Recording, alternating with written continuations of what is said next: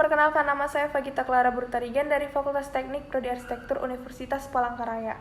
Kali ini saya akan membahas mengenai pemakaian tanda baca. Pemakaian tanda baca terdapat beberapa bagian. A. Tanda titik. 1. Tanda titik dipakai pada akhir kalimat pernyataan. Misalnya, mereka duduk di sana. 2. Tanda titik dipakai di belakang angka atau huruf dalam suatu bagan, ikhtisar atau daftar. 3. Tanda titik dipakai dalam daftar pusaka di antara nama penulis, tahun, judul tulisan, atau yang tidak berakhir dengan tanda tanya dan tanda seru. 4. Tanda titik dipakai untuk memisahkan bilangan ribuan atau kelipatan yang menunjukkan jumlah. B. Tanda koma. 1. Tanda koma dipakai di antara unsur-unsur dalam suatu pemerincian dan pembilangan. 2. Tanda koma dipakai sebelum kata penghubung seperti tetapi, melainkan, dan sedangkan dalam kalimat majemuk atau setara. Misalnya, saya ingin membeli kamera, tetapi uang saya belum cukup. 3. Tanda koma dipakai untuk memisahkan anak kalimat yang mendahului induk kalimatnya. Misalnya, kalau diundang saya akan datang. Yang keempat, tanda koma dipakai di belakang kata atau ungkapan penghubung antar kalimat seperti oleh karena itu, jadi, dengan demikian, sehubungan dengan itu, dan meskipun demikian. 5. Tanda koma dipakai sebelum dan atau sesudah kata seru, seperti oh, ya, dan sebagainya. 6.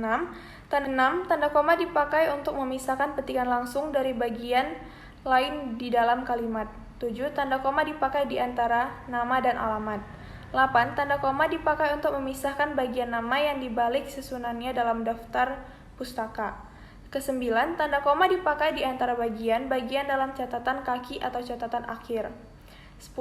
Tanda koma dipakai di antara nama orang dan singkatan gelar akademis yang mengikutinya untuk membedakannya dari singkatan nama diri, keluarga, atau marga. Yang ke-11, tanda koma juga dipakai sebelum angka desimal atau di antara rupiah dan sen dinyatakan dengan angka. C. Tanda titik koma. 1. Tanda titik koma dapat dipakai sebagai pengganti kata penghubung untuk memisahkan kalimat setara atau satu dari kalimat setara yang lain di dalam kalimat majemuk. 2. Tanda titik koma dipakai pada akhir perincian yang berupa klausa. Ketiga, tanda titik koma juga dipakai untuk memisahkan bagian-bagian perincian dalam kalimat yang sudah menggunakan tanda koma. D. Tanda titik 2. 1. Tanda titik 2 dipakai pada akhir satu pernyataan lengkap yang diikuti perincian atau penjelasan. 2. Tanda titik 2 tidak dipakai jika perincian atau penjelasan itu merupakan pelengkap yang mengakhiri pernyataan. 3. Tanda titik 2 dipakai sesudah kata atau ungkapan yang memerlukan pemberian. Yang keempat, tanda titik 2 juga dipakai dalam naskah drama sesudah kata yang menunjukkan pelaku dalam percakapan. Tanda hubung. 1. Tanda hubung dipakai untuk menandai bagian kata yang terpenggal oleh penggantian baris. 2. Tanda hubung dipakai untuk menyambung unsur kata ulang. 3. Tanda hubung dipakai untuk menyambung tanggal, bulan, dan tahun yang dinyatakan dengan angka atau menyambung huruf dalam angka yang dieja satu-satu. 4. Tanda hubung dapat dipakai untuk memperjelas hubungan bagian kata atau ungkapan. 5. Tanda hubung dipakai untuk merangkai unsur bahasa Indonesia dengan unsur bahasa daerah atau bahasa asing. Yang keenam, tanda hubung juga digunakan untuk menandai bentuk terikat yang menjadi objek bahasan.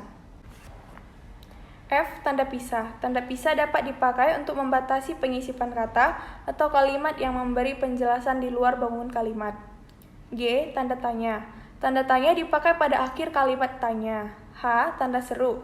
Tanda seru dipakai untuk mengakhiri ungkapan atau pernyataan yang berupa seruan atau perintah yang menggambarkan kesungguhan, ketidakpercayaan, atau emosi yang kuat. I. Tanda elips. Tanda elips dipakai untuk menunjukkan bahwa dalam satu kalimat atau kutipan ada bagian yang dihilangkan. J. Tanda petik.